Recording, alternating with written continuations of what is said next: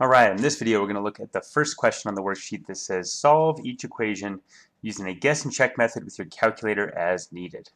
And so in part A we have 10 to the x is equal to 2.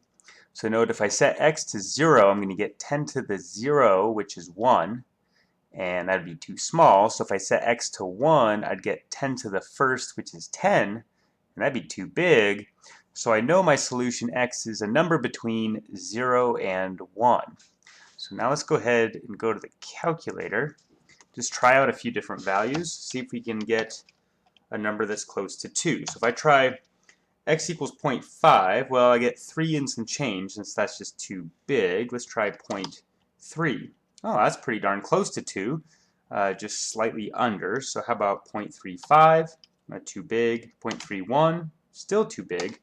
How about 0.5? Slightly too big. 0.1.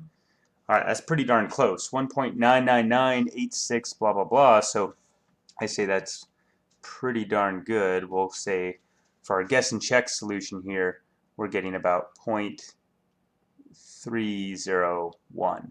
Okay. Now what I want to look at next is in relation to what we saw in the intro video. We have an exponential statement here. 10 to the x is equal to 2. So if we convert this to its corresponding logarithmic statement, okay, what are we going to get here? Well, I'm going to get log base 10, because the base of this exponential expression is 10. And then the thing that goes in the log is the value of the exponential expression itself, which is just 2. And the logarithm is equal to the exponent, which is x in this case. And as we said in the intro video, when the base is 10, we call this the common log, and we don't typically write in that subscript base there. So we have that x is equal to log 2. So over here I say solution in terms of logarithms. So I'll go ahead and write that down. We get that x is equal to log 2. And now let's use our calculator to approximate this value. And we're going to get 0.3010299 blah blah blah. Oh yeah, we got the first 3 digits after the decimal place correct. So that's pretty darn good, right? So we got 0.3010299 and more digits after that. Okay, so log 2 there would be the exact solution, and our calculator is giving us this approximation. And a little history here, the reason why people originally developed logarithms was precisely to solve equations like this, right? We need some operation that will undo this exponentiation. We need to get x out of the exponent position. And by writing this in logarithmic form, that's exactly what we've done, right? We've solved for x. Okay, so with that all in mind, let's go ahead and move on to B. It says 10 to the x is equal to 1,000. Okay, now notice here, 1,000 is just 10 cubed. So if 10 to the x is 10 to the third, x must then be 3. So no guess and check really necessary here. Now nonetheless, I will go ahead and write this in logarithmic form. This would be log base 10 of 1,000 is equal to x. So over here I'll write this as just x is log of 1,000. I'll drop the subscript base there. And this then is equal to 3. Okay, now you could use your calculator for that. It's not really necessary. Oh, sorry, I want not 3, I want 1,000 there. And the reason why it's 3, of course, is just that, well, 10 cubed is 1,000, right? That was what we were looking at in the intro video, where we were going back and forth between logarithmic statements and exponential statements. Okay. All right, cool. So that one's pretty nice. And then we have C here, which is 10 to the x is equal to 2,000. Well, if I set x to let's say 3, I'm going to get 1,000. We know that from part B, so that'd be too small.